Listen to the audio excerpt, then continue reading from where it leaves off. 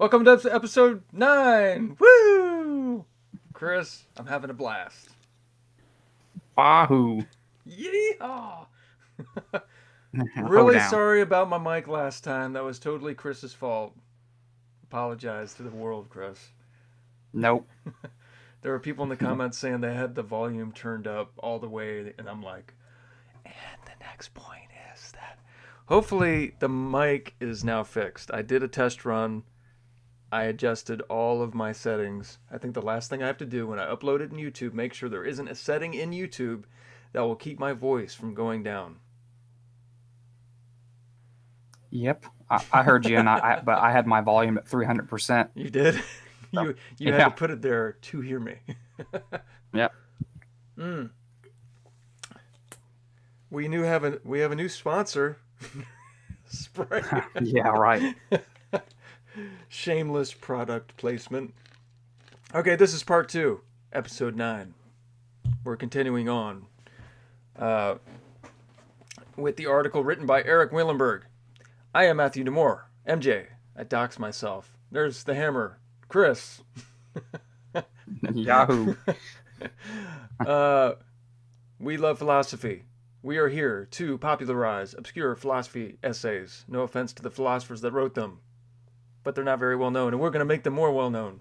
And we interview other professional philosophers that we can get on the show. We've only done one so far. We have been unfaithful to our schedule. Chris's fault. Just kidding. And we do commentary on YouTube debates. There's our intro. And YouTube videos. And an announcement. 21st of October, I'm going to try to go to Dr. Craig's Kalam Cosmological Argument class. I'm going to go there. I'm going to go to the HBU campus, and I'm going to get as many people as I can to come on this show and bring them to you. What do you think, Chris? Sounds good. Yes. All right. So we are continuing on the article. This is part 2 of Erik Wielenberg's In Defense of Non-Natural, Non-theistic Moral Realism by Dr. Erik Wielenberg. He is defending godless, Heathen. pagan, Satan, Yeah. Satanic. Devil out. non-theistic moral realism. He thinks rape Yep. is wrong. He doesn't think you need God to say that rape is objectively morally wrong. Last video, we went over the introduction very sporadically. Section 2, the basic view, which went into the underlying metaphysics of his view. And then we went over his thesis regarding supervenience, and we fleshed some of that stuff out. We skipped a little bit of Mackey, we skipped a little bit of Wainwright, but we got the gist. Now we're going to do the last 2 sections. So the last 2 sections are going to be Section 4, Mysterious Floating Values. And Section 5, that's a quick one. And then a longer one, Section 5, Rights and Duties Without God. Heathen, pagan, blasphemer. Which is the most contentious part of the non-theistic metaethics is rights and duties. All you need is the good, Chris. That's all you got. Yeah, something that doesn't care about us. Yeah. All right, let's do Section 4 first. Oh, and then we're going to, after we do Section 4, Section 5, close it out, we'll address some of the comments, right? I went back and forth with some of you guys. You guys rock. Thank you for interacting and participating. We love you. Yeah. Before we get on Section 4, do you want me to recap Wielenberg's view? Would they need, like, a that'd be cool. recap? Just in case people turn this one on first, that'd be Okay. awesome.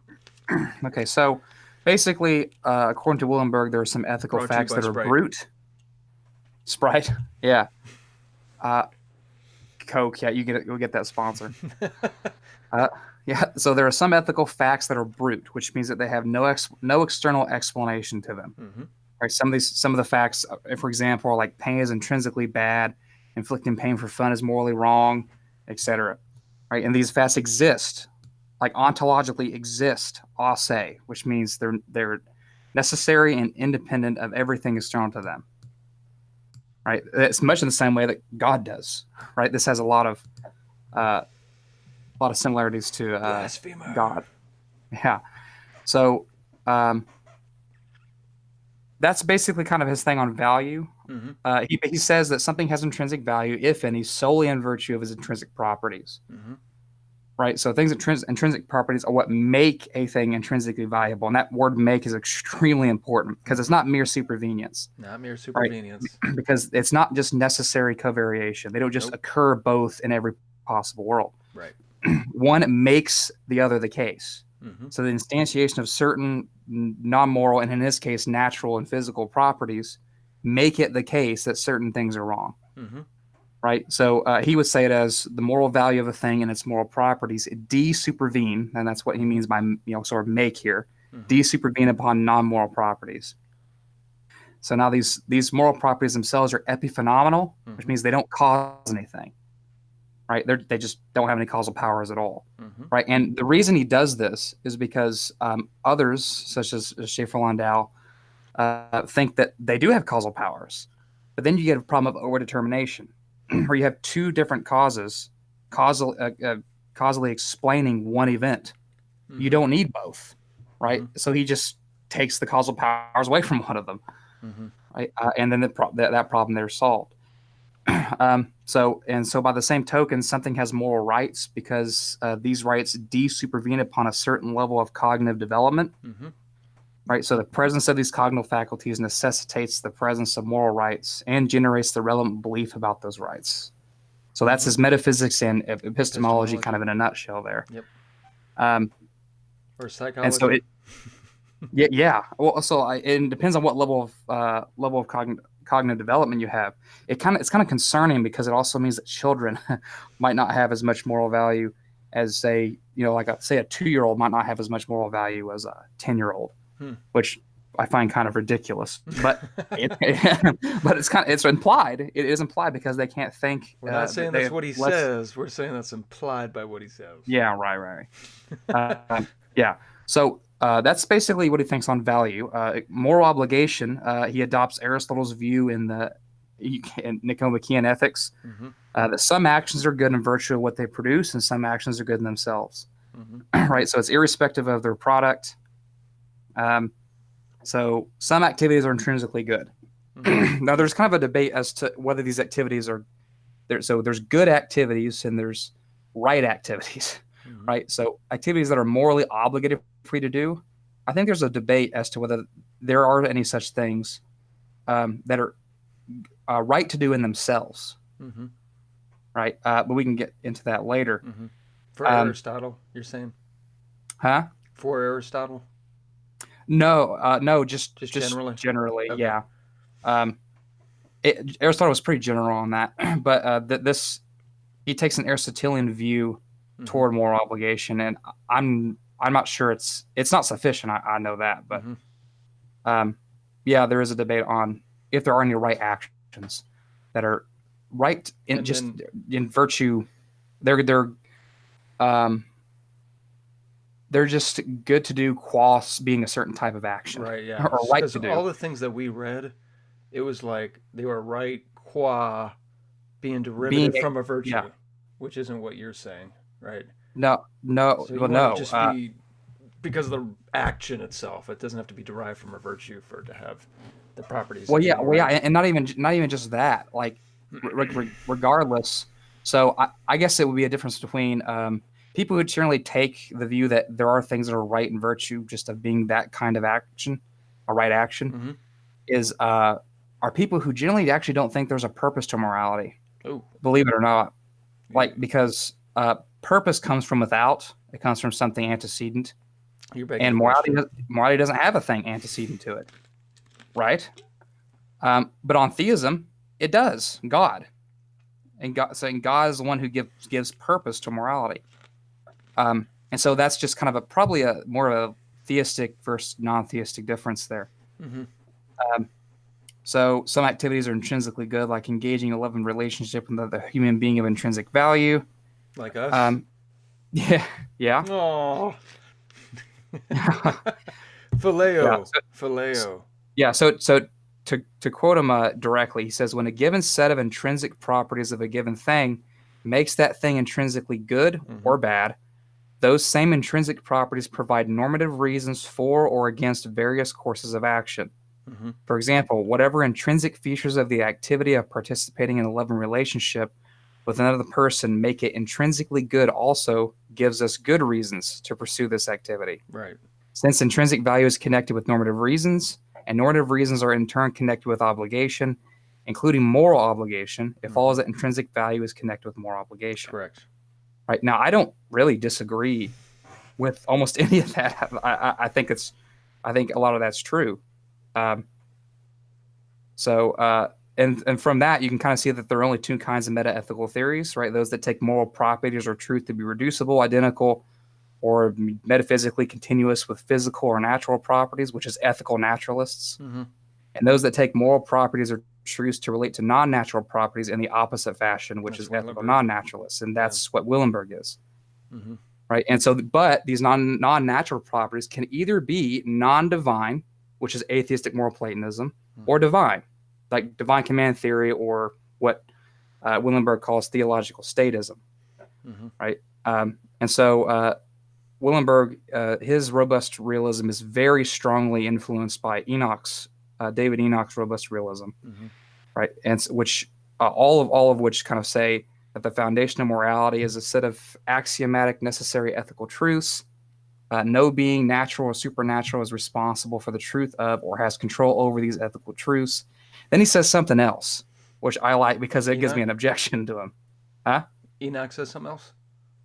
Oh, this is what Wielenberg says, but it's kind of general to non-theistic robust realists. Okay. He says, if there are ethical truths at all, then some of them lie at the very bedrock of reality, created by no one, under no one's control, passing judgment on the actions and characters of God and man alike. How's that possible? Right. How is that possible? Passing judgment? That sounds like what a person does, or a judge. Right. Exactly. Right? Not, things, so maybe it's a non-conscious things. Maybe it's a metaphor. Yeah. Well, I mean, it's kind of true though.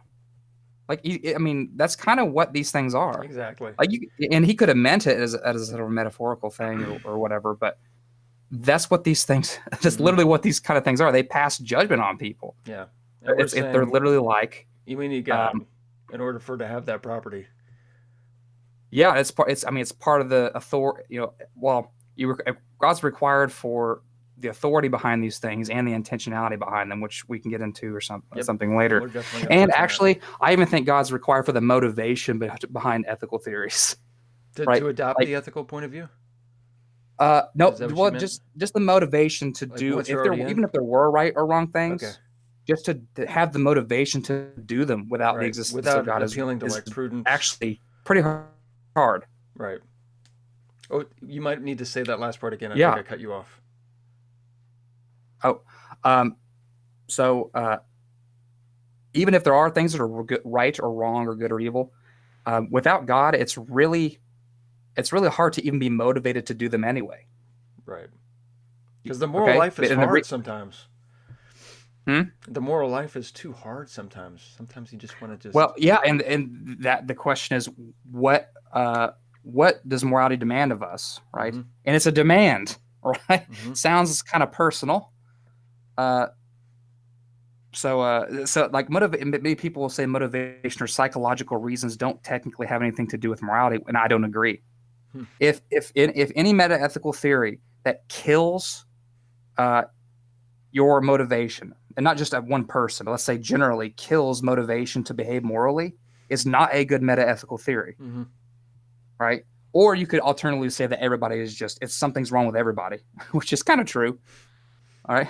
But I mean, it's one of the two, right? And I really think that we could test this. I haven't tested this sociologically or anything, but just go and ask people, what would you do? Like, would you think morality is a joke or not if God doesn't exist, right? And you'd be surprised. You'd be surprised at how many actually people say yes, and it's more than half for me. I've been asking for a long time. Oh wow. So yeah, let's see. I think that's about it. Mm-hmm. So I guess I could give. I guess I'll just restate the seven the Oh yeah, seven yeah. metaphysical That's a good idea. requirements, and that's it. That's a good idea. Yeah. Uh, and then we Just can to go on. refresh. Yeah. Yeah. So there's basically seven metaphysical requirements of specifically Wielenberg's robust realism. So that needs to be clear. Mm-hmm. Not robust realism is not does not required or is not required to have all of these. It's Wielenberg's version that is, Mm-hmm. right. So first is the principle of causal closure, right? That every physical event has at least one physical cause. Um, Non-natural abstract Platonism, which is basically that there are non-natural, sui generis, independent abstract entities. Mm-hmm. Atheism is three. Four is de-supervenience. Five is the autonomy thesis, which is that people have an obligation to do X, irrespective of whether whether God commands or wills that people do X. Mm-hmm. Right. Six is the epiphenomenal thesis, which is that moral properties have no causal powers. And seven is just the Aristotelian account concerning right action and intrinsic value. Mm-hmm. Right. That is what Wielenberg's robust realism is. And that is it. That is perfect. Chris, you're the man, dude. You know this stuff a little too well. It's kind of creeping me out. I'm still not satisfied. I'm never giving up, ever. Nope. We'll soak these things up. So yeah, awesome. 7 metaphysical theses.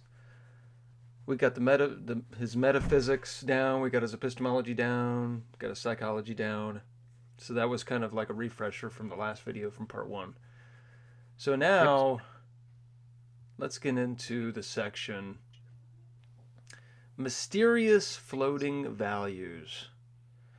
So the gist of this section is the incredulity that Craig specifically, but I guess the objection more generally, says, okay, so you're committed to these normative properties that supervene on non-normative properties when they get into a certain relationship or something. Mm-hmm. So what kind of existence do these normative properties have? So, for example, he brings up justice. Like, what does it mean to say that justice just exists? And we can understand certain things are just or act justly. So it's either, if it's a property of a person, we can say the person was just. If it's a property of an act, you can say they behaved justly or acted justly. But then if Wielenberg's committed to this thing called a normative property and it's an abstract object, it seems like he's going to be committed to justice just existing. Yeah. And he actually later on in the section admits that because he thinks it violates that criterion that he thinks even Craig doesn't go by, or Moreland or Wainwright, that they're not supposed to be properties of persons. Right at the very end. Yeah. Let me make sure with that. Yeah, being just is just a property that persons can have. Yes, it's just a property. So justice itself can't be just, right? Let's get that out of the way. Yeah, I mean, it's one of those kind of nonsense questions. Gotcha question. Yeah. But this is basically supposed to appeal to our intuitions, right?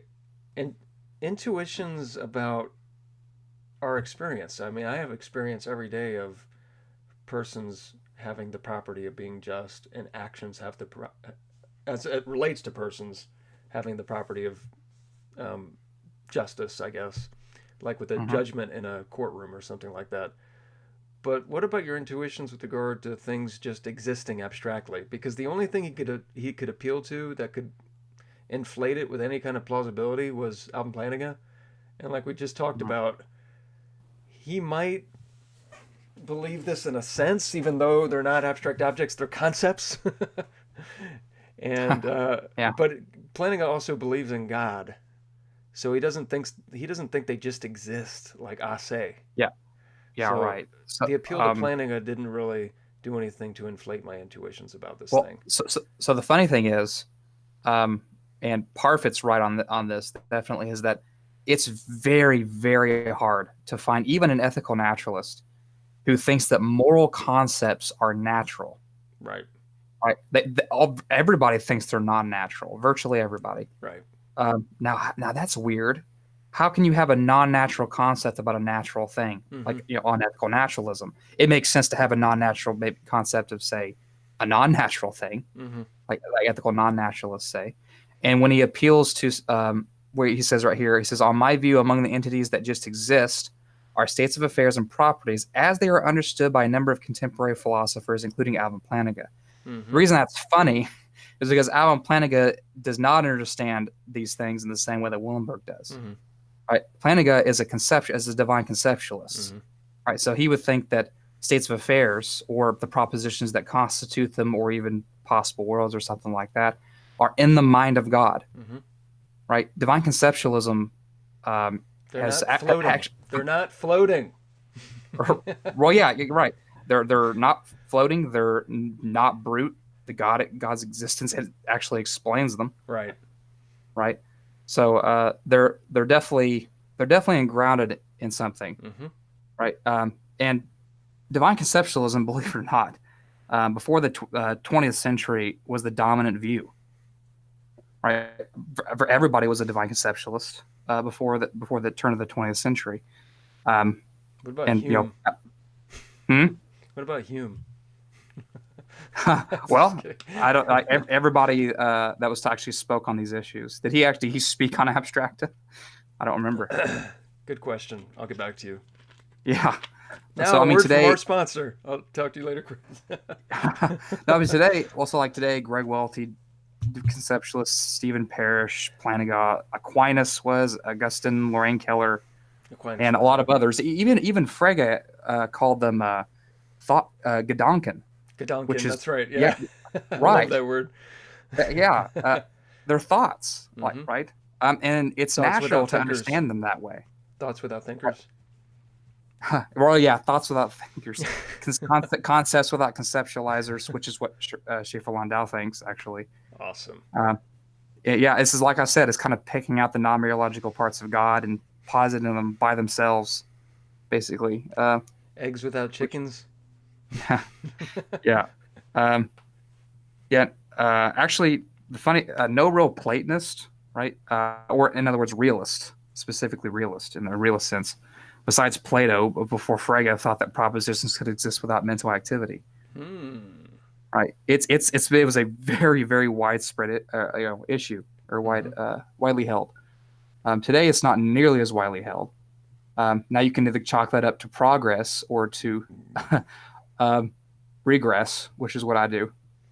I think it's burn. I mean, because it's one of those things where I literally can't understand these things unless they actually are identical to thoughts. I don't even understand how they could possibly exist. But we can get into that more later if we ever come to the argument from intentionality. Yeah, which is one of my primary arguments. Yeah, we're definitely going over that. We might go to the. You want to go to the 2 dozen or so arguments for God's existence. The one on intentionality. That would be awesome. If you have it there, Lorraine Keller's article, the first article in there, she has it in like a logical form. Yes. Yeah, we'll definitely do that at some point after we get through all 30 of our guests waiting to get on the show. All right, Chris, let's get this out of the way. Yep. So on page 34, he says, "My view does violate the principles that 1, all values are properties of persons, and 2, all values have external foundations." Wielenberg says, "I suggest that the lesson to be drawn from this is that 1 and 2 are false. Certainly, Craig and Moreland provide no arguments for such principles.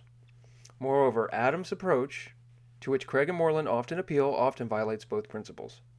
Finally, the approach that Craig explicitly endorses violates the second principle." All right, I want to talk about this real quick, because this is what we're talking about offline. Hopefully my mic didn't go all quiet on me. So the second principle is all values have external foundations. And Wielenberg says, the approach that Craig explicitly endorses violates the principle that all values have external foundations. Okay, first, No, it does not. Because the reason why Wielenberg thinks that Craig has to appeal to external foundations is that he'll emphasize a particular basic ethical necessary brute fact. I'm trying to say all these adjectives right. I know. That's kind of, I guess, quote unquote, presupposed when by us when we call God the good or something like that. Like, for Yep. example, that the good is worthy of worship. It presupposes that or something like that. But the reason why we don't violate the principle that all values have external foundations is because the ethical, brute, necessary, ethical facts that we appeal to are analytic. Am I saying that right? Jeez. They're analytic. They're analytic, Yeah. and So the yeah. and the basic, ethical, brute, necessary facts that Wielenberg appeals to are synthetic. Right. They're Yeah. synthetic, and so Yeah. if they're synthetic, they need an external explanation. If they're analytic, they do not. Do I got that right? Right. Right. Yeah. Okay. So you're right. So an Unpack analytic that for us, truth. sir. Yeah. So an analytic truth is a truth that is true in virtue of its terms or its constituent concepts. Right. And things aren't that truths that aren't that are synthetic. Right. And the ones that aren't that are not true in virtue of internal musings. Right. They're true because of something else, because of something external. Right. And the basic ethical facts that Willenberg appeals to are synthetic, as he agrees with. Mm-hmm. Right? It's very clear these are synthetic truths. But the truths that he appeals to, whether they're ethical or not, when it comes to what theists believe, turn out to be either mostly or almost all be analytic. Mm-hmm. Right? They're just true. They're constituent concepts. So God as a being worthy of worship, yeah, because the concept God includes that. Mm-hmm. It's an analytic truth. Mm-hmm. Right? But on And Wielenberg's view, you unpack this like you were telling me torturing a baby for fun, right? right. Oh, Just stopping so there, and then yeah, you have it's intrinsically the case that it's morally wrong, and that's you have to synthesize those two, right? Am I saying that right? right. So yeah, so you kind of synthesize them, even though they necessarily They co-vary, which is necessarily fine, covary, right? right? That does not mean they're not synthetic. You can have They're synthetic synthetic. necessary truths, right? You can't have, but what you can't have, and he would disagree with this, you can't have brute facts, right, that are synthetic. That just means can have synthetic facts that have no external foundation at all to them, Mm-hmm. right? Which makes no sense to me at all. Every truth we've known of so far, right? And this is kind of an inductive thing. It's just like saying, all the ravens we've seen so far are black, Mm-hmm. right? But that is it's a valid inference. So yeah, all of his ethical truths are synthetic, and he recognizes this. And there's only two ways out of the problem. Either he says that changes his mind and says they're analytic, which he won't because they're not. Or he could say that they're conceptual truths, and conceptual truths are not a species of analytic truths, but they're a Mm-hmm. special kind of truth that can be brute in a non-objectionable way. Mm-hmm. And this is what Terence Cuneo and Russ Schiffer Landau has tried to do. Right? They thought it was necessary to do this because they recognize the problem as well. Right? They consider brute ethical truths as conceptual truths, Mm-hmm. right, which are distinct from analytic in a way I can't remember. It's been a while since I read it. Well, that one I don't know if that was right. E.J. Lowe just said it was almost synonymous with strict narrow logical necessity instead Mm-hmm. of analyticity. It's like close to it. Yeah. It's not completely synonymous, but Yeah. it overlaps a lot though. Right. Yeah. Right. They would say these ethical truths that Willenberg talks about are true in virtue of their constituent concepts. You'll notice that I mentioned that about analytic truths, but the reason I did was because I take conceptual truths to be either a species of analytic truths or identical to them, or at least a part of them. Right. I said a truth is analytic in virtue of its terms or constituent concepts. right? I just combine them because it just seems obvious, right? Any truth that has those things is an analytic truth. But they separate conceptual from analytic, and say these moral truths are conceptual truths. So they'll say that the concept torturing a child for fun conceptually includes being wrong or something like that, or the vice versa or something. The problem is there's nothing in that concept at all, like nothing in the concept, meaning, or essence of torturing a child for fun that gives us the concept being wrong. Right? Certainly, anti-realists don't think so. Mm-hmm. Right? And neither do psychopaths, but that's kind of a problem for them. 7. Yeah. Yeah. Silence of the So, but lambs. it's true that it's necessarily wrong to torture a child for fun. That doesn't mean it's conceptual truth. Mm-hmm. Right. So in order to get out of this, he's going to have to, I think, do two things. He's going to have to show why conceptual truths are a non-objectionable kind of truth that's not analytic. That's not analytic. And he's going to have to show that moral truths are these kinds of truths. Right. And he hasn't done either. As far as he's ever been able to go is to say that, well, perhaps not all synthetic truths require an explanation. Which okay, that's no. Well, the only reason why he thinks he can get away with saying that is because he thinks we're doing something similar. Right, that's what I was going to say. we're That's the not. second thing he does. But we're not. Yeah, right. Yeah. So that's the second thing he does. And he uses trivial and non-trivial, and I just prefer to use synthetic and analytic. And so our truths are analytic, his is synthetic. Ours don't require an explanation beyond themselves. His does. And so that's one response. Chris is the hammer is analytic, right? That's probably synthetic. All right, that's good. I wanted to hammer that down. I didn't understand that, I think, last time, but I get it now. Yeah, because I was kind of tripping up on why we don't need an external explanation. Mm-hmm. Because what I was doing, it seemed like Wielenberg was doing something symmetrical with what Jeremy Coons was doing. And you're saying even if he isn't doing what Jeremy Coons is doing, he's still kind of trapped because it's synthetic and not analytic. Right. And so actually, here's the funny thing. Let's just assume that our truths, that all those truths are synthetic. Right. If they exist, like Wielenberg thinks that they do, they have an external explanation. God. Right. It actually turns out to be God because they're God's thoughts. Mm-hmm. Right. So regardless of which way you go, you're going to be trapped, I think, unless you can show the conceptual truth part, or that if both these things exist, that they're not thoughts of God. And good luck with that. All right, that was quick. That was section 4. Sorry, that was section 4. I got to be careful when I come back here. Yeah. I think what happened last time is that I leaned all the way back, and I started just chilling back here, and I'm looking at the voice thing. It's not going up that far. Hello. So that was section 4. I think we took care of that one pretty good. I feel good about that one. Section 5, rights and duties without God. Are we endowed by our Creator with certain unalienable rights? Yes. Mm-hmm. According to the Constitution. Wielenberg details an interaction Craig had with atheist philosopher Walter Sennett Armstrong.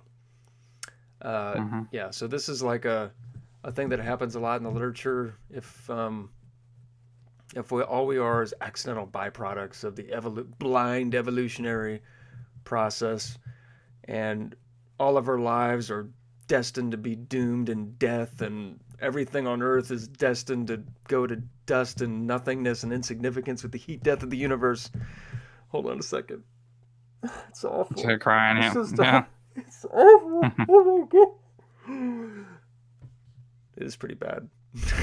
Then why on earth are we special? Why are we the kinds of beings that we have duties towards each other and rights? And where the heck does this stuff come from, Chris? If naturalism is true, well, what is Wielenberg? Is he a naturalist?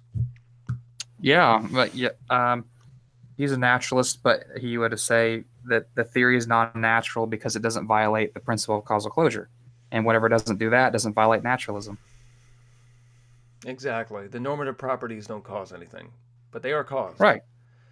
Well, they're Yeah. made. They're metaphysical, necessary, super duper venient effects of Yeah. Yeah. of Uh, the non, of certain collections of non-normative properties. However, evolution brought it about. Got it. yep.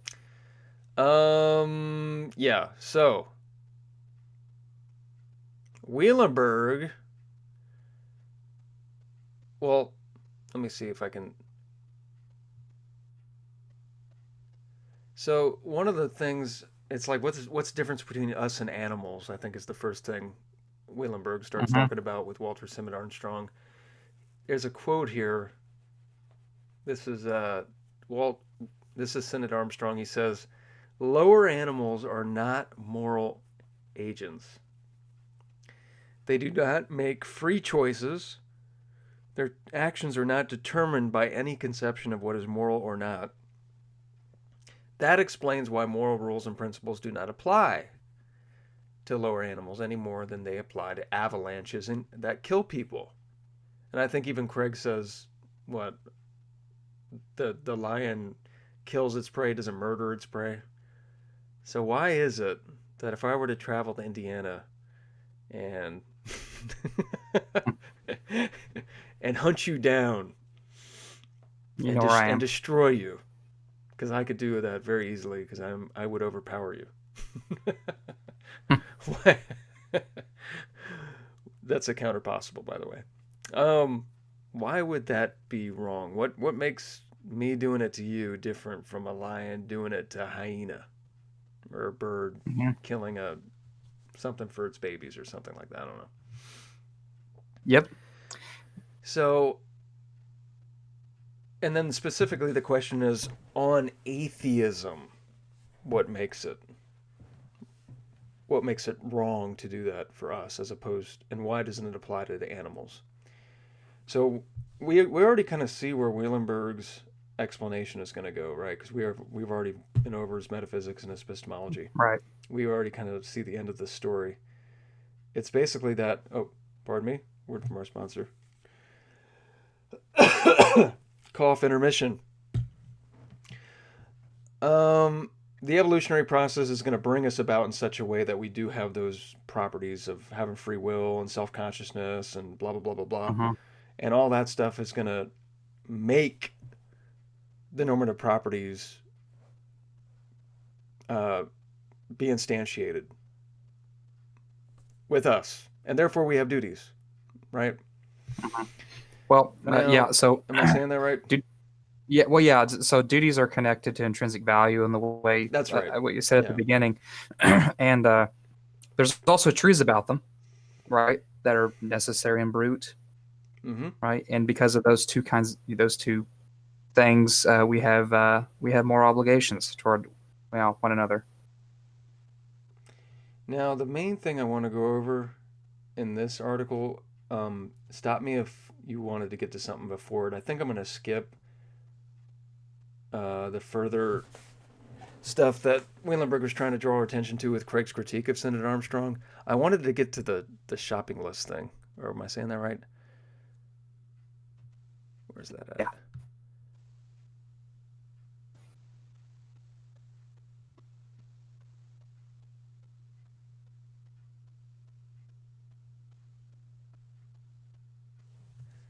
Where's the shopping list?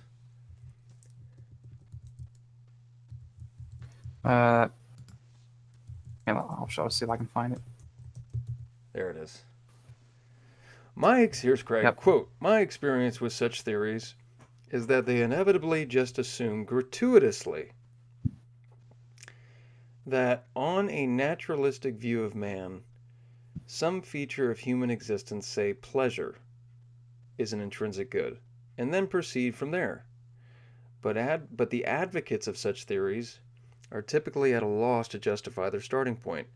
If their approach to metaethical theory is to be serious metaphysics rather than just a shopping list approach, whereby one simply helps oneself to the supervenient moral properties needed to do the job, then some sort of explanation is required for why moral properties supervene on certain natural states.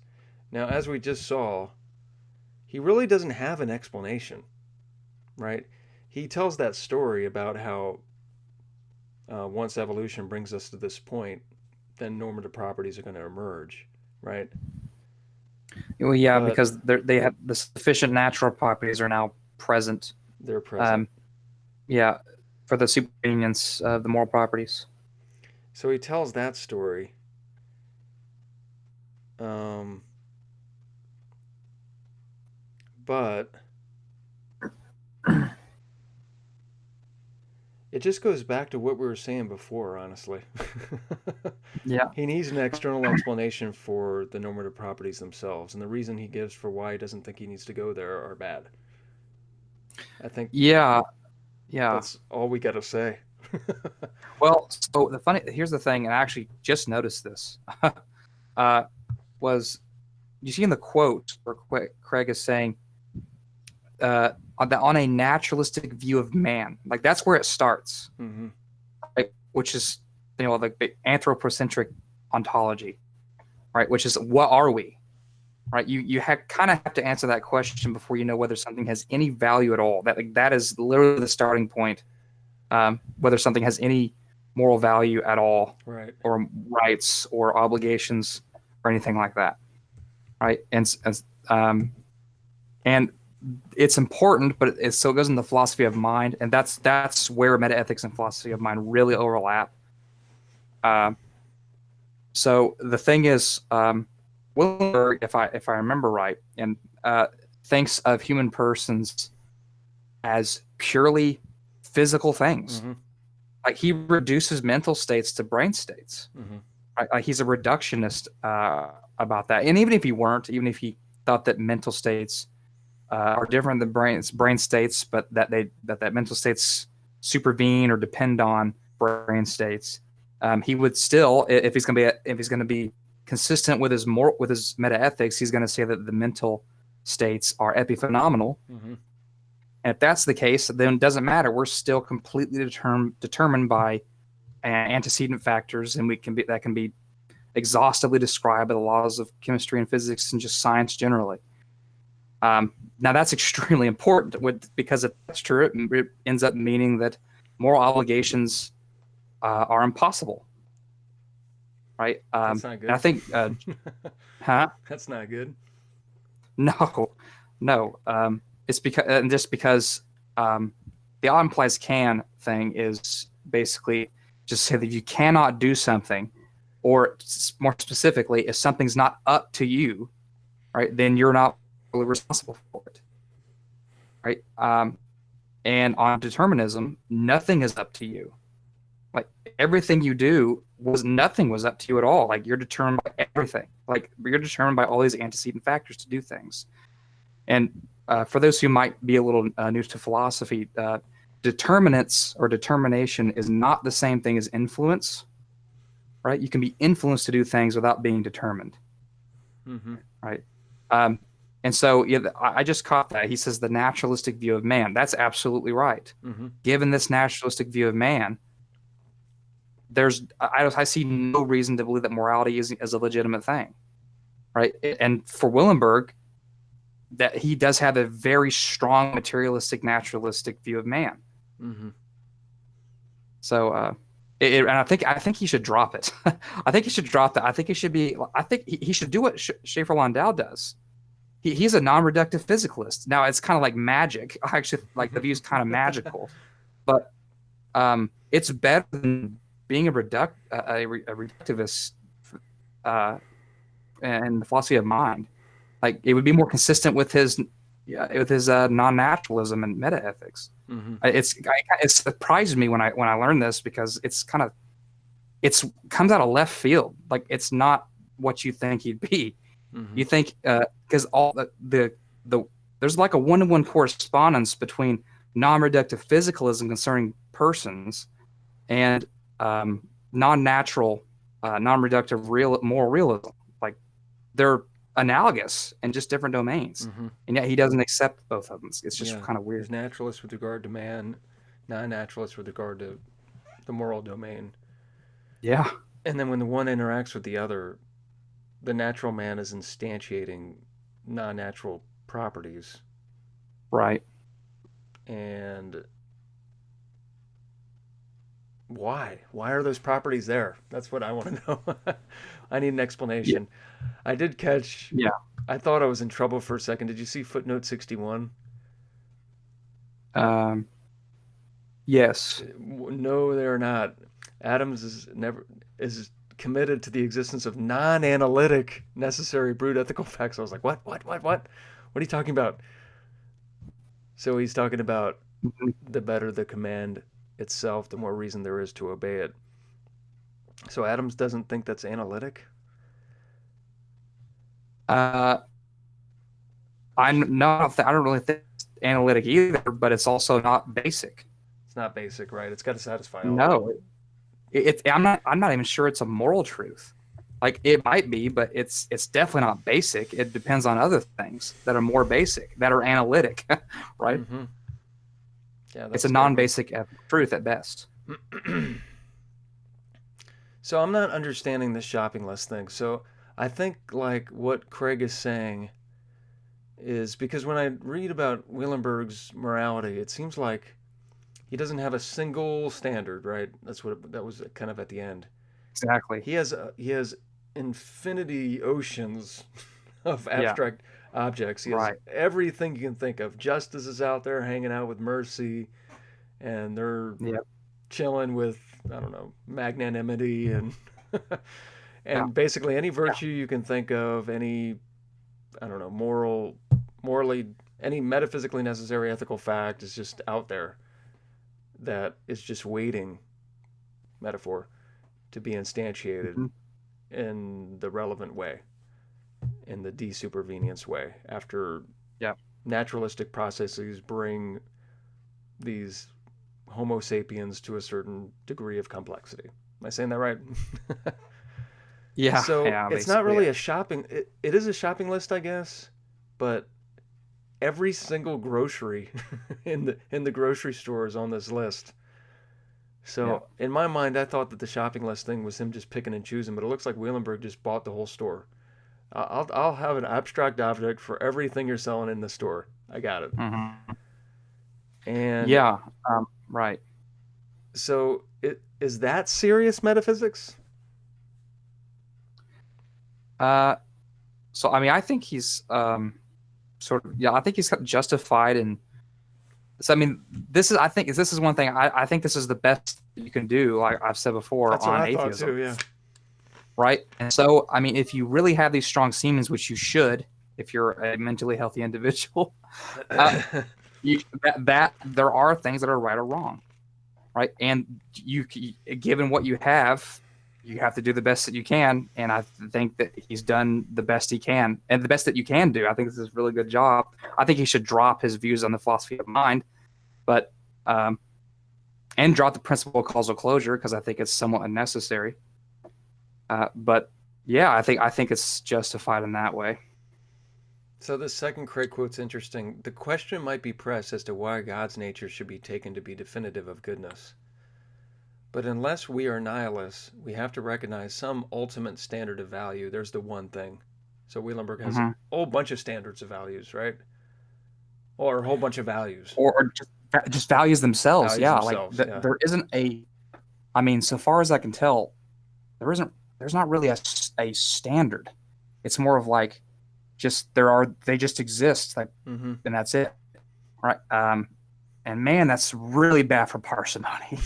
Like infinities upon infinities upon infinities of absolutely uncountable. They're completely new kind of objects to our ontology. And God wouldn't be. He'd be a concrete individual, and abstract objects are as different as you can get, and kinds of things. Really, you can separate reality into two domains: concrete and abstract. And unless there's some need for the abstract realm, then don't buy it. But if there is, and there might be on atheism, then compare it to the alternative, which is theistic metaethics, and see which one's more parsimonious. And clearly, it's theistic metaethics. And then you could try to ask which one's more or less arbitrary in their stopping point. More or and less that's arbitrary, exactly. Yeah, right. And that's kind of what this shopping list thing's kind of meant to do. I don't think he thinks it's his view is as much or less arbitrary than theistic views are. And I don't see why. It's like, well, I could even just agree that they're as arbitrary, but still, parsimony is still a huge issue. It's parsimony, and then going back to his only reason for why he thinks his view is on equal footing with our view. Because we already blocked that. Yeah. So yeah, I'm trying to think of new things he could say, but yeah. So in contrast to what he says, we think it's the least arbitrary stopping point, less arbitrary than Wielenberg's. Wielenberg thinks it's just as arbitrary, but he's just going to cut out God and keep an infinite number of abstract objects. Yeah. Yeah. But oh, you got cut out. I'd rather stick with like I just stopped talking. So I think I'm not even sure that like the arbitrary, non-arbitrary language like helps. I think we should probably be talking more in terms of like metaphysically or explanatorily necessary versus I know, I didn't like that language either. Necessary. I didn't like that either. Yeah. So you're saying I'm being arbitrary, man? Yeah, just less arbitrary. So, I mean, because I don't think, like I said, I think there's definitely a way in which I don't think he's being all that arbitrary. Yeah. And I don't think we're being arbitrary. Exactly. I just think that there are features of morality that his view doesn't take account of that theistic metaethics does, such as authority, intentionality, and proper motivation and free will, all of these different things. And those are the terms like I like to speak of. And okay, he has this final Craig quote. God's nature is singularly appropriate to serve as an ultimate standard of value because by definition, semantics, he is a being worthy of worship. And only a being which is the locus and source of all value is worthy of worship. And Wielenberg responds, the claim here appears to be that part of the meaning of the word good is a being worthy of worship. From this it follows that the central brute fact of traditional monotheism that God exists includes the fact that there is a being worthy of worship, thereby rendering this fact brute as well. But that there is a being worthy of worship is an ethical fact. In the passage just quoted, Craig thus commits himself once more to the existence of substantive, metaphysically necessary, brute ethical facts. See, he's coming back to this objection over and over again. Right. Yeah. I mean, say it is brute. It's analytic. It's still right. It's analytic. It's analytic. Yeah. It's analytic. Sorry. Yeah. So yeah, I think that's the last kind of gasp. So we're trying to think of things Wielenberg could say back to us. I can't think of anything. I'm not that smart. Yeah.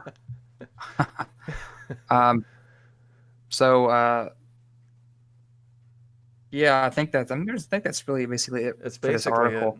It. Yeah. And to go into any like kind of more arguments against, he just repeats what we already have a response ready for. Yeah. It, so it's almost like, Erik, come on our show, man. We love you. We want to talk this out. Chris is an expert. Oop, wrong way. No, Chris is an expert. I'll give a plug again. I really do think this is the best. Like robust realism is the best non-theistic meta-ethic on the market of ideas. I really think that, and that's why I'm so interested in it. Would you endorse this if you were an atheist, Chris? Would you endorse this if you were an atheist? No. like, and actually, I was about to say before I was religious at all. Like I was an agnostic. I had my view on morality was completely conditional on whether God exists.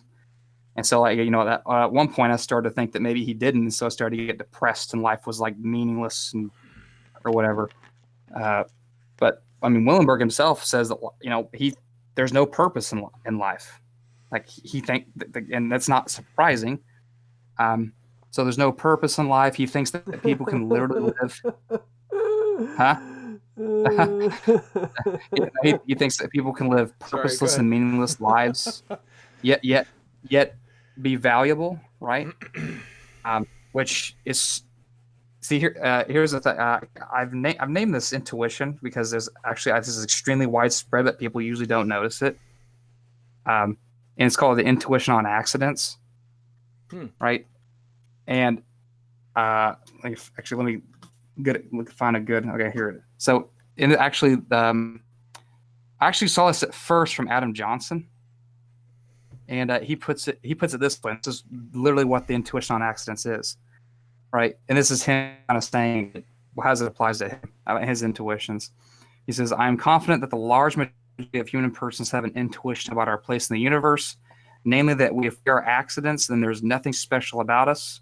Some of us live meaningless lives, as Wielenberg admits, and so the vast majority of people take a purposeless and meaningless life to also be valueless. And I am with them in that regard. It is not only religious people, but non-religious theists, deists, and an uncomfortable number of atheists as well." All right. Then that's absolutely true. I see this absolutely everywhere. Right. And I've said this before. And I don't blame them for this a lot of times. Like in some sense I do, in some sense I don't. Right. If I were an atheist, I'd believe as they did. Right. That just look the group of people on the face of the planet who deny morality proportionally the most are atheists. And they're just being consistent. Yeah, exactly. It seems like they're denying morality because they don't have a reason to believe God exists. Yeah. Right. And in that way, they're kind of, in some sense, divine command theorists. They just don't believe God exists, so morality is a sham. And they love that first premise of the moral argument. Yeah. So, objective moral values exist only if God exists. Yeah, and they don't think God exists, so there you go. Yeah, right. So, that's the intuition on accidents, and I completely agree. I see this absolutely everywhere. Yeah, I know, me too. Yeah, I just said me too. I see that everywhere as well. Yeah. Especially on the Discord channels I go on. Yeah, and what Wielenberg separates them. He thinks you can live a literal, purposeless, and meaningless life, yet a valuable one. That's kind of weird. And when he says it, when he goes over meaning, it's funny because given his account of meaning, young infants or young children have meaningless lives until they do something. Yikes. That's not right. Good. So they're purposeless and meaningless, and but somehow their lives have value. I agree their lives have value, but I think it has all three. They have purposeful, meaningful, and valuable lives. And significance. Yeah, put that in there. Yeah. Let's put it in there. All right, now we're going to go over the conclusion. No, I'm just kidding. That's it. That's it. We did it. Yeah. We did it together. Yeah. We went through the essay. Is it time for comments? It's time to tell me your favorite color. Teal. That's my favorite color. I responded to some of the comments. I interacted. I participated. You did your job. Fun. Jordan Baraki, thank you for your spirited, awesome opinion. Or you won't think it's an opinion. Sorry, that's probably pejorative. But I liked going back and forth with you. I let you have the last word because we're going to actually go over your last comment. Kind of. Chris? I'm just kidding. I haven't read the whole thing. You got. Yeah. Tell me what he said. Let me look. Let's see here. Okay, so it's not that long. It's only 3 paragraphs. Okay. So Jordan, I apologize if I misunderstand everything Yeah, absolutely everything. misunderstand. I'm pulling this thing out of my. Oh, I see what I'm doing. I'm pressing this button right here. Can you still hear me? Yeah. What am I pressing right here? Yeah, let me Testing, look. testing, testing. What are you What is what are you this? clicking? Oh, there it is. Hello? Testing. Hello? I hear you. Something is on this. What is this? Do you see that? Nope. It's going in and out. I don't know what it is. I'm going to leave it alone. All right, I'm back. Yeah. All right, so I'm going to do my best here because I kind of forget what I was saying, but let's kind of go through this thing. Let me see if I can bring it up here, Chris. I'm going to cut you off. Yay. Can I make that bigger? Did it get too big? There it is. All right, let's see here. Chris, this is like a blanket on you right now. Yay. Okay, let me resolve some of these problems you think I have in my philosophy. Like I said, I'm going to do my best to kind of understand this, but this will be kind of the last time I respond to this comment. And then you can have the last word. But thank you. Thank you so much for the comment. See, it just cut me off again. My elbow's hitting it. I don't know what is going on with this thing. I don't hear anything. I hear you just fine. Just talking to myself. Okay, let me resolve some of these problems you think I have in my philosophy. The first being the habituation of your character and conforming your character to the ideal, which is the good, I guess. This is easily resolved, probably, right? Easily resolved when you realize that the shadow world is not real. Now, we were talking about this. We're not sure about that. We know it's illusory in its appearance. It's in the realm of appearances. Maybe that's what you mean by not real. Not non-existent, but just not an appearance. Right? Is that what we kind of said? Yeah, I think so. Maybe. Instead, the ideal self is most real. Right. Therefore, the problem comes only when you identify yourself with the wrong object. For example, when you identify yourself as the ideal self,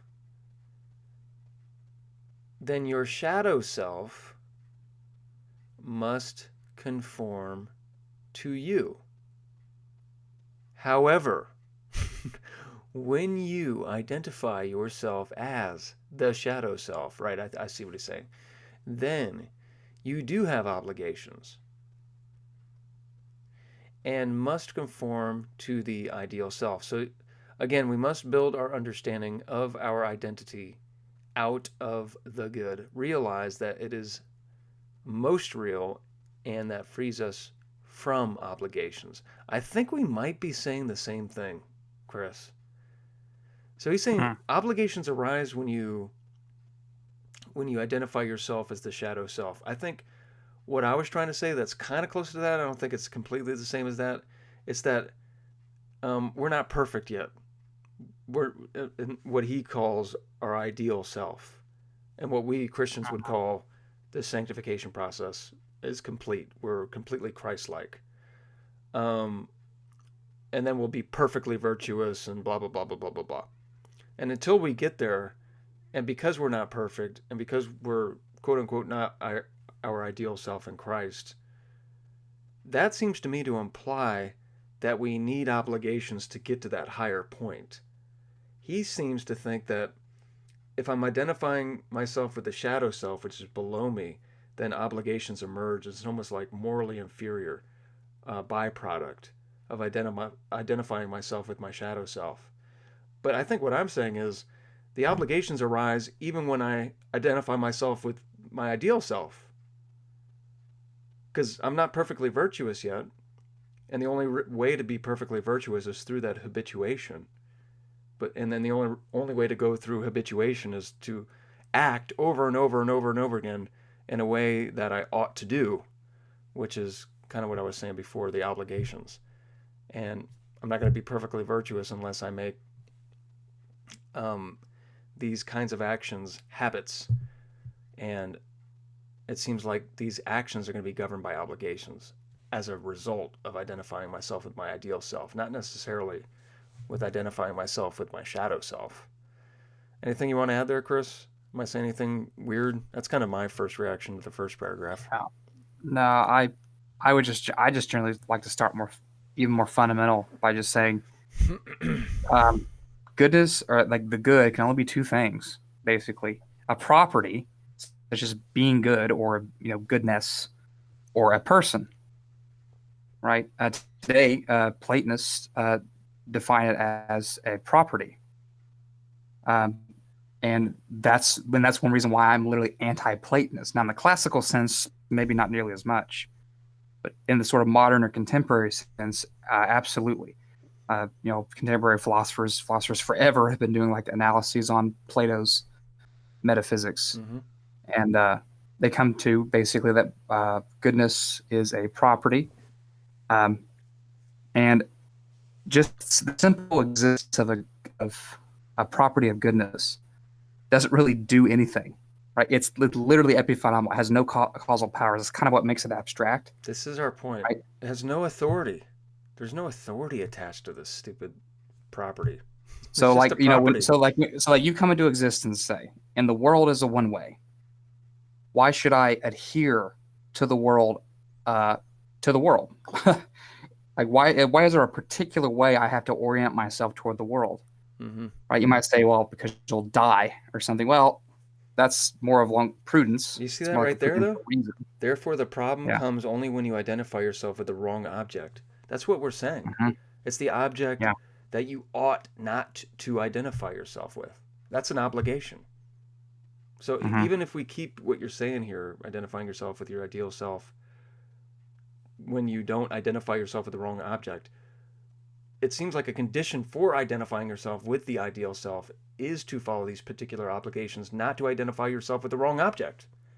Hmm. Am I saying that right? So, well, yeah. So it So, seems to like me. up a little further, he says, right, that the good in the Platonic form is an ideal perfect form of the self. Therefore, when we discover the good through reason and accept it as being good, Oh, is that up we in here? turn we in turn begin to build our self concept out of that ideal good. So at first, this kind of starts with somewhat like metaphysics, and then it goes into descriptions, right? Just that this is what we do, That's what I said. It right? seemed Not what we should descriptive. do, Yep. right? So the good there, I'm assuming as a Platonist, you're saying is a property, right? Why in the world should I try to make a state of affairs instantiate the property of being good Right. rather than not, It just seems right? like you care about it only after you've reflexively chosen to value identifying yourself with your ideal self as opposed to the shadow. But there is no ought. There's no obligation to do that. It's just a result of it's a result of your preference to choose to identify yourself with your ideal self. After you do that, there are objective steps to take to get there, but there's no obligation to do that. So it doesn't sound like it makes any sense to say that identifying yourself with the shadow is Yeah. wrong. It's just not preferred. Or it's the wrong thing to do after you've preferred to identify yourself with the ideal object. Mm. It's only wrong in Yeah. like a derivative, um, I guess, prudential sense, after Mhm. preferences are already fixed. This isn't Yeah. what typically ethical philosophers mean by obligations at all. I mean, these are pretty strong Yeah. principles that Very. have authority. It's saying it's objectively the case that you have an obligation. Let's just grant this guy's picture of ethical reality. Uh, if there are objective obligations, we are obliged to pursue the good Mhm. life. It's the right thing to do. And that if you were to prefer to identify yourself with your shadow self, you are doing something you ought not to do, even if you prefer to do it. Yeah. After you prefer to do it, there's a right way to go about, identifying yourself with your shadow self, but you ought not to do it. Yeah. And that needs It, to have it, authority behind it.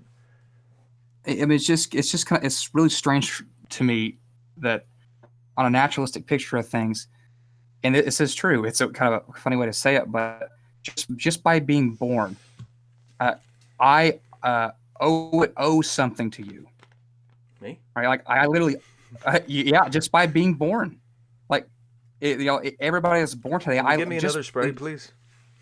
as soon as they're born, I just owe something to them, which doesn't make any sense to me on naturalism at all, right? The moral obligations are requirements, right? Which means you think that there'd be somebody requiring something of you, right? They're directions, right? They're demands, assertions, claims, representations, laws, extramental favorings about how the world ought to or ought not be, right? Favorings, like none of these things make any sense unless they're thoughts. So, like I've said, I don't have any problem with believing that these things exist. I have a problem with thinking that they exist and that they're not thoughts, that they're extramental, because it makes absolutely no sense to me at all. You can call them ideals if you want, and that's fine. Typically, philosophers today will call them abstracta. Um, and just the simple existence of abstracta, especially moral propositions, presents a lot of problems, specifically problems with authority, with intentionality, with motivation, just a whole host of things. Right? These things are moral obligations are literally about other things. Mm-hmm. Right? And so far as we can tell, no non-noetic entity is about anything else. This is part of the argument from intentionality. Rocks, trees, some like ghostly things existing out there, the metaphysical Exactly. ether, like A abstracta. thought without a thinker can't have intentionality, can it? No, no, I don't know. I don't think so. I don't think Like, so either. imagine the slab of rules where there's just rules The written on it. slab. Okay. Yeah. Now remember, that's below us in authority. Now make it necessary that exists in every possible world. Then put it in the abstract realm. Does that all of a sudden give it some kind of authority over me? No, it doesn't. Right? It's still below me, right? In authority. And so remember, there are basically three positions you can take on the authority. It's either below me, at my level, or above me. Mm-hmm. And morality, as a robustly normative system, is going to intrinsically have authority above me. Mm-hmm. Right? And now, in his first comment, he said, you say that Platonic forms do not have authority to make an ought, therefore reason is not enough. That's not what I said exactly.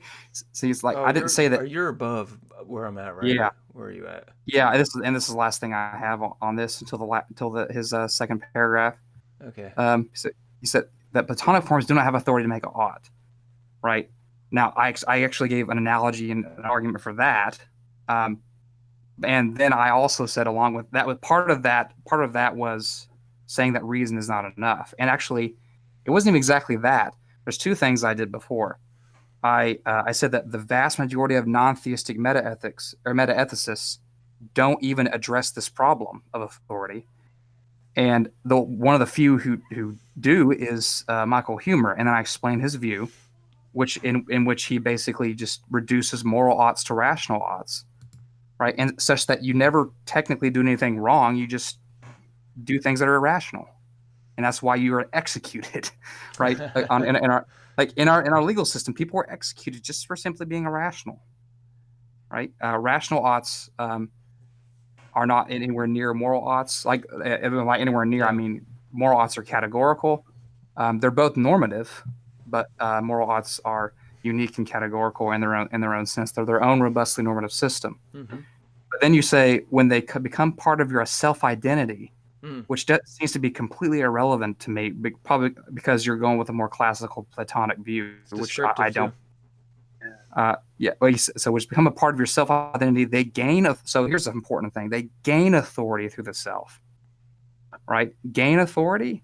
No, they intrinsically have their authority. They don't just gain authority. Right? You have an obligation to not murder somebody, whether you realize it or not, generally speaking. Right? There's no just gaining authority there. Self-identity doesn't seem to do anything. Right? Now, you can get into like the psychology of it, but at this moment, I don't see how self-identity does much. But then you say, so I don't know why you're strawmanning the effectiveness of using Platonic forms. In other words, Platonic forms, you did strawman a lot, Chris. I was very disappointed. Yeah. So by Platonic forms, he just means abstract objects again. Yes. Right. Now, disagreeing or objecting is not strawmanning. Yes, it is. right? And you can't straw man a view that's not there, Yes, you right? can.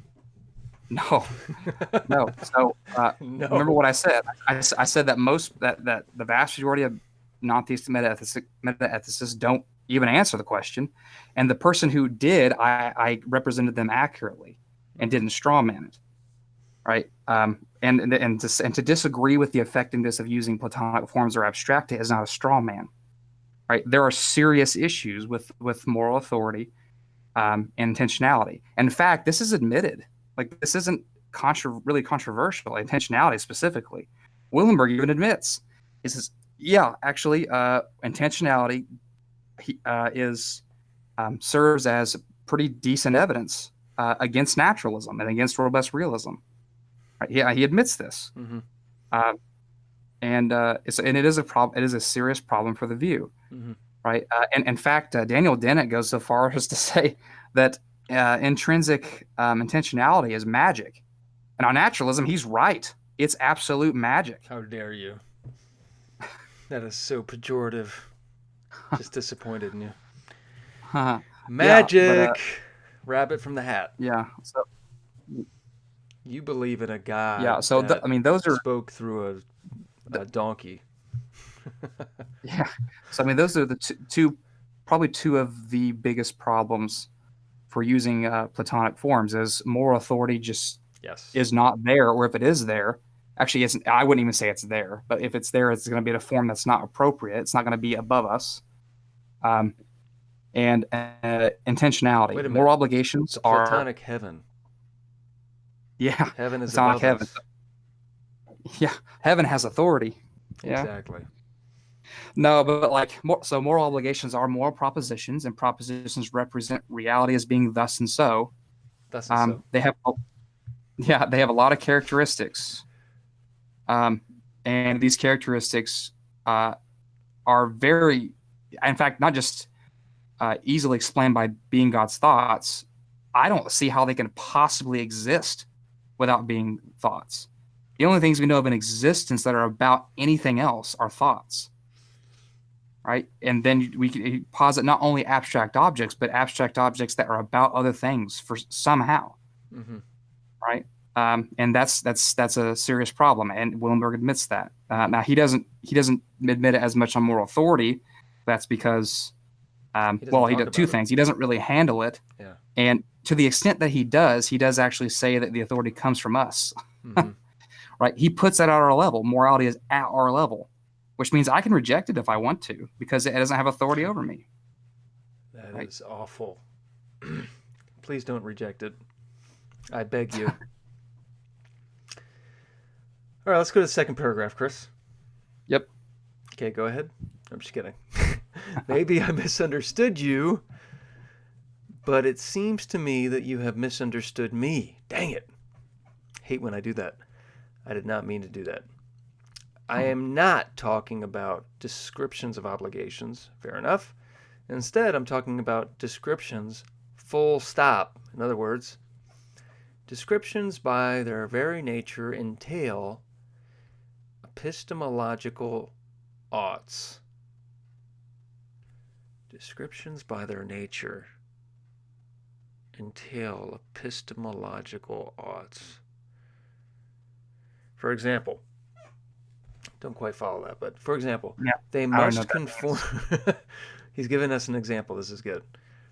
They must conform to grammar. Is that epistemological? I think that's just linguistic. And logic, that would be logical, in order to describe what is accurately. So, descriptions of obligations are pointless because they just happen when I describe anything. That is, otherwise, I don't know what is. I'm sorry. uh, Jordan. Sorry, man. It's probably my fault. It's probably because I'm getting late. I'm not quite following what you're trying to say here. Let me see if I can get a charitable. It seems like he's talking about descriptions. I was making a distinction between descriptions of obligations and descriptions simplicator, I guess. And he's saying descriptions of obligations are pointless because they just happen when I describe anything that is otherwise. I don't know what is. So again, when you can accept the ideal world as most real, all that you need to do is to use epistemological oughts to describe Platonic reality accurately. To use epistemological oughts to describe, okay, grammar, logic, Platonic reality accurately. And those oughts can extend to the shadow world, because aspects of the shadow world can be used as instruments of description and eventually become expressions of the ideal world. Okay, I'm trying here. Chris. Okay, so it seems like he's talking about epistemological oughts, not normative oughts. I don't even know what that means. Okay. Like unless we're talking about like rational virtues or something. Yeah, I don't. I'm trying, Jordan. I'm not making fun of you. I'm kind of making fun of me because it's kind of getting late, and I'm trying to comprehend this probably deep thought that I cannot get to. So he's talking about epistemological oughts to describe Platonic reality accurately, and those oughts can extend to the shadow world. I thought he said above here. Yeah. You have obligations when you identify yourself with your shadow self. Because aspects of the shadow world can be used as instruments of description and eventually become expressions of the ideal. So it's just for the sake of expressing the ideal world? The aspects of the shadow world can be used as instruments of description and eventually become expressions of the ideal world. Expressions of the ideal world. Maybe he means my ideal self is an expression of the ideal world. What do you think? Yeah. I mean, this is harder than Kant. I mean, no, I don't. I mean, I'm just kidding. I don't. I don't really disagree with that. I don't see what I'm just not seeing what the problem is. So I'm not seeing how it interacts with what I was saying about authority. That's where I'm having the most trouble. I can't link it to what I was saying about authority. Yeah. Or what we're saying about authority. Descriptions of obligations are pointless because they just happen when he describes anything. I have no idea what that means. Yeah, I'm sorry, Jordan. I'm sorry. Like I mean, descriptions of obligations turn out to be generally like a part of meta ethics, yes. and that's not pointless in the slightest. But like on your view, if it is pointless, that's probably a strike in like of disfavor in meta ethics on that one. It's like if your view of ethics say literally makes it worthless to think about the nature of more obligations, then that's an issue. Otherwise, I just literally do not have any idea what you're saying. But we love you. Please keep contributing, please. So you define epistemological oughts. Yes, that would be one. That would be good. And how it relates to the authority thing. Yeah, and more directly address, say, maybe a moral authority or the intentionality point. Free will would be great. Just, all these issues that have to do with the moral agency would be another thing. Just all these kinds of things. You don't have to go all of them, but just those first two would be good. So moral authority, intentionality. Exactly. Start with that. Because where I'm at, I'm just trying to comprehend what you're saying. So I'd rather not critique it until I understand it, kind of thing. Because I'm not sure I completely, fully comprehend what you're saying, and I don't want to say anything wrong about it unless I understand it. But then that might be the last time we talk about it because we got a lot to do. But keep contributing. Oh, we got one last thing. He went from 2 to 4. Okay. You skipped one of my points. How dare you? As for this cosmic versus local, Platonic forms are timeless and spaceless, so I don't know how you can imply that they are local because they don't seem to be anywhere. Yeah, what I meant by local is they stand in a grounding relation to something that grounds it. So I was just like assuming that there are all these Platonic forms. Then, since what we were saying before in the video, even though we took back the verbiage, we said that God is the least arbitrary stopping point. But we say that because if there were these Platonic objects, God would ground them. And so I just use that word local, like colloquially, not to localize it in space and time. I didn't mean to say that. My bad. My bad. Scrolling up, we're going to go to an argument from writer John Buck, Uncle Buck. John Candy movie. Character. Scroll down. A character of mine, I'm not sure what that means, made an argument using moral realism to support his antinatalism. That went something like this. Antinatalism means it's immoral to reproduce. It's immoral to exist. And we ought not be here. We should do everything we can to keep the next generation from being born because we suck so bad. Urban Dictionary. If moral realism is true, premise 1, if moral realism is true, there are certain states of affairs which ought not to occur. Ding, ding, ding. I agree. Premise 2, to be the cause of them to occur would be immoral. Yeah, if you cause something that ought not to be to occur, that sounds like it should be immoral. So I think I agree with premise 2. Do you as well, Chris?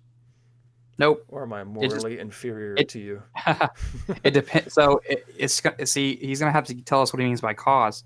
If you mean any kind of like direct or proximate causation or actualization of a possible world, then no. I don't agree with 2.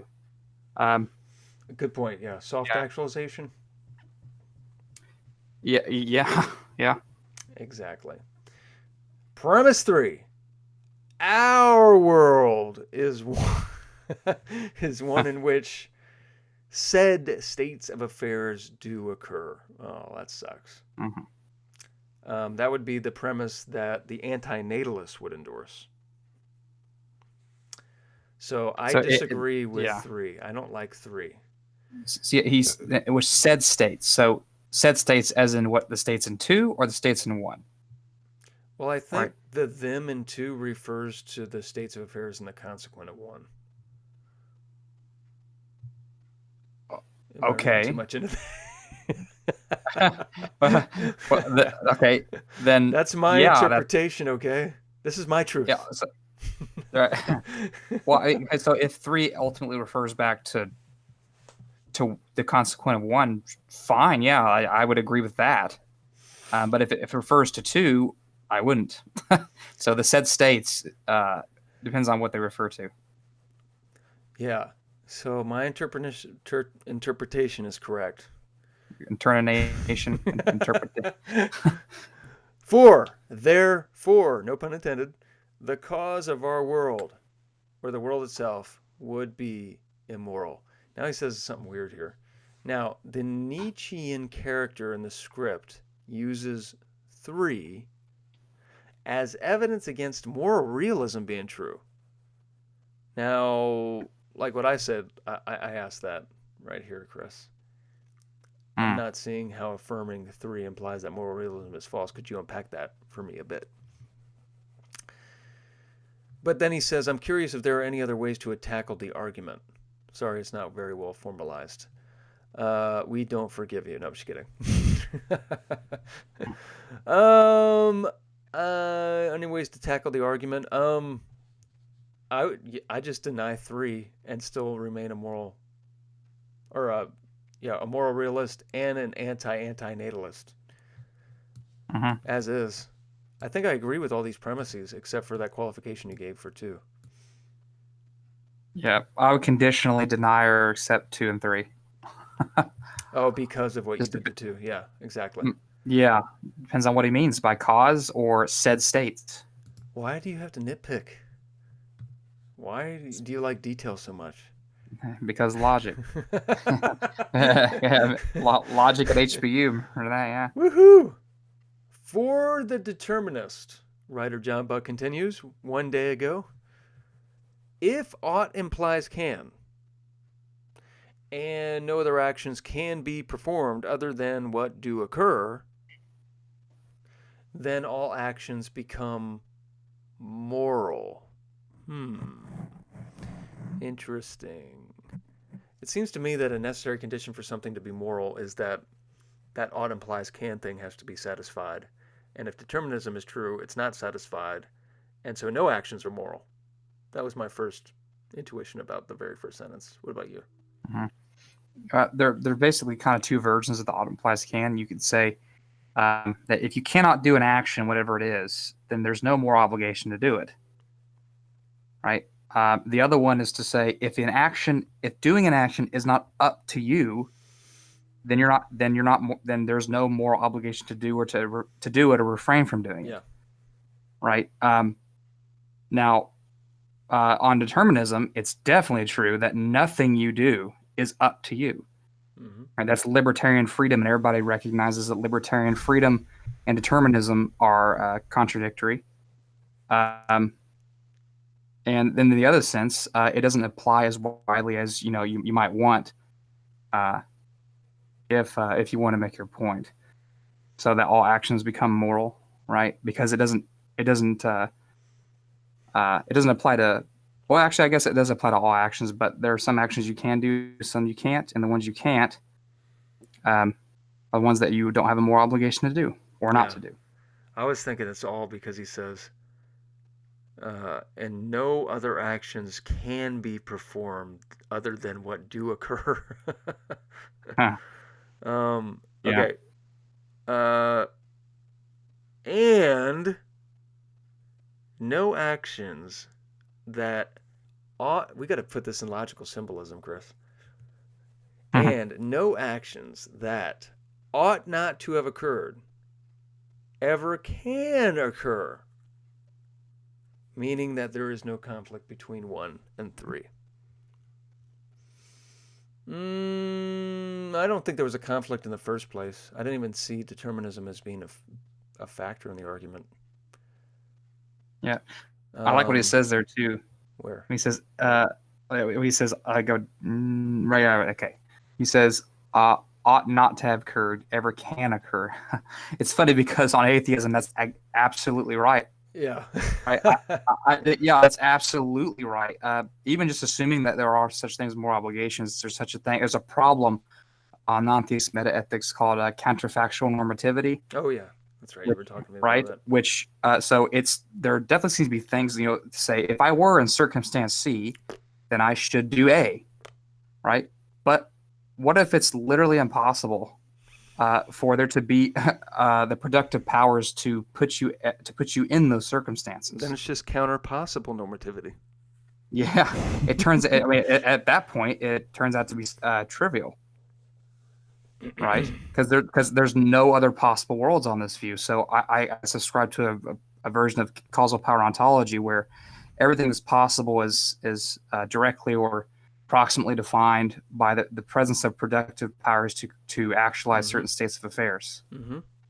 Intentional. Without God, is there anything that could actualize another entire possible world? Right? No, there isn't. Right? So on Don't answer atheism, my questions for me. That sickens me. yeah. So on that view, that not only would there not be any other possible worlds, but there would be no matter of fact Right. as to if you were in circumstance C, you should do A. Right? Exactamungo. Now, so good. logically speaking, you could say it's it's a counter possible, right? Exactly. Which means it's necessarily true. It's necessarily true, but it also turns out to be trivial. Dang it! Right? I can't win with you. No. No. But that's a problem in itself. Like counterfactuals, like their truth, a lot of their truth is just obvious. There's no contradictions in these things, or a lot of them. So, but on atheism there is, because there's no productive powers to make them to even actualize those states of affairs. What about the spaghetti monster? Yeah. Mm-hmm. Didn't think of that, did you? Yeah. Of course, it rests on determinism being true, so it likely doesn't apply to most moral realists. Actually, that's a good point. I guess. Well, yeah. Can you be a So, determinist and a moral realist? so here's the thing. Okay. Most philosophers are determinists, Oh, geez. but they're okay. Oh, geez. Most ethicists are also determinists, Oh, my goodness. right? But most philosophers and ethicists aren't strong determinists, Oh, right? So they're compatibilists, but that's still being a determinist, lukewarm. right?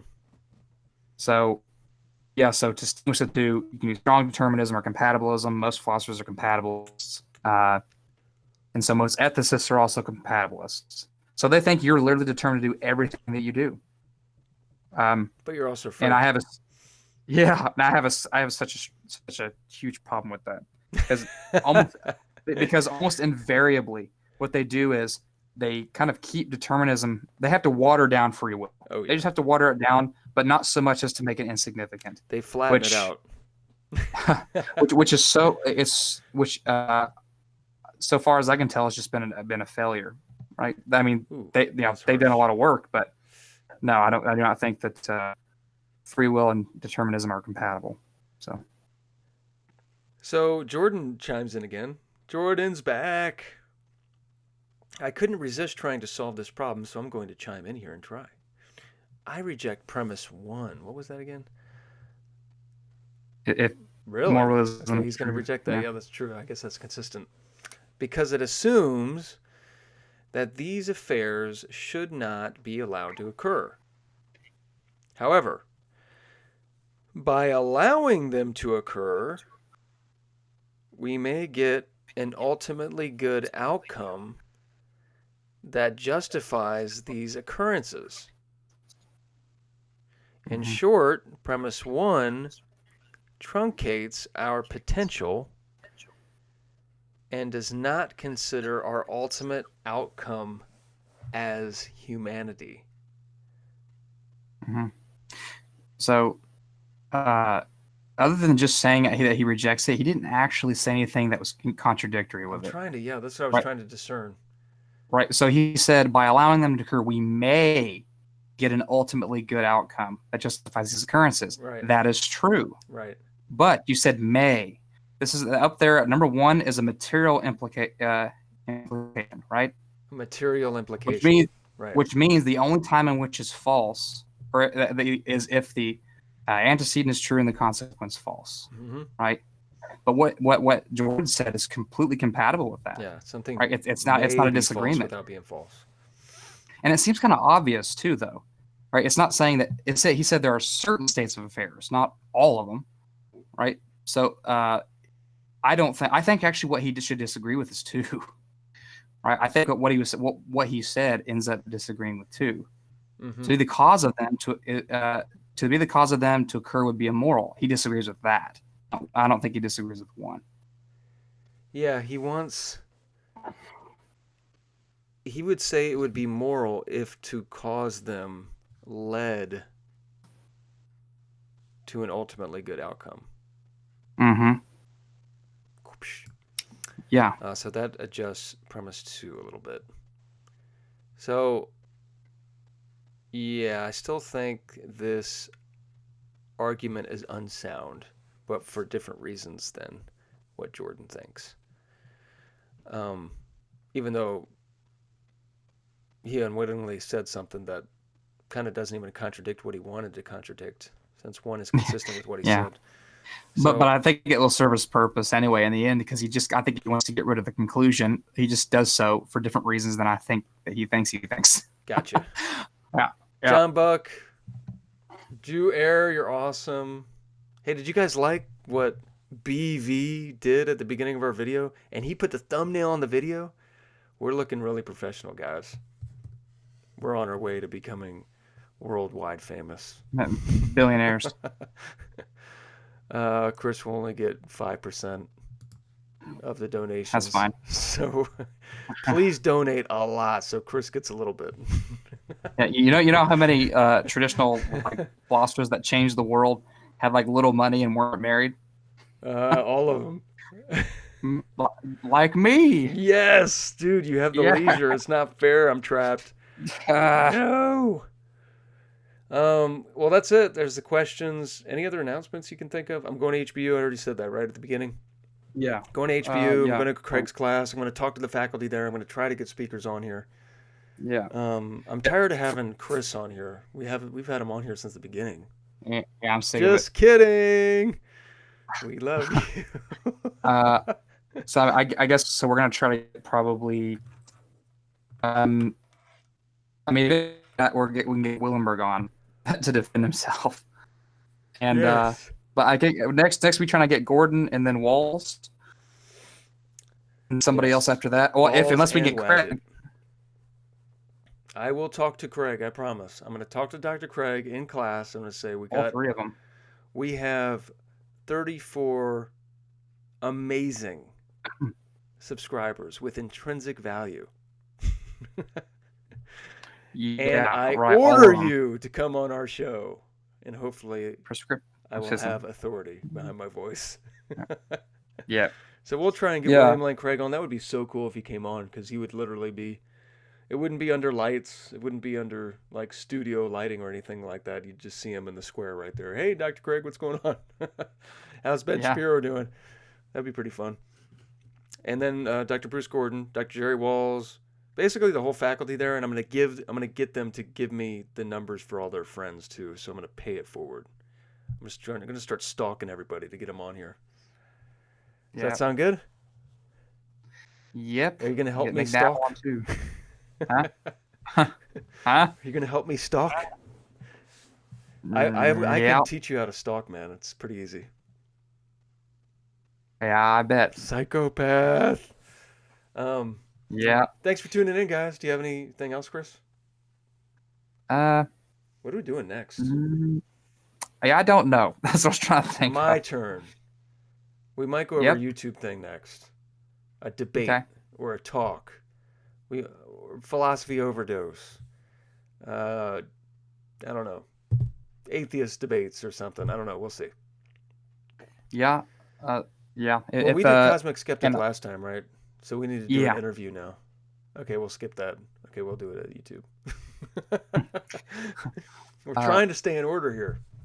Yeah. Dang it. Well, I guess the only thing I think of to say is if anybody lives in Illinois, on October 8th and 9th, there's a philosophy conference at Illinois State University. Woo! And I'm going to be giving a paper there against Wielenberg's argument from psychopathy.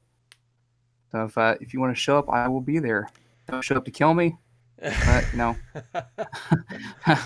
show up to I guess ask questions or whatever. And we might, I don't know if we're going to, but we might. You never know. We might talk about it a little bit before I get there on the channel. So. Oh, they weren't even looking at you the whole time. There you are.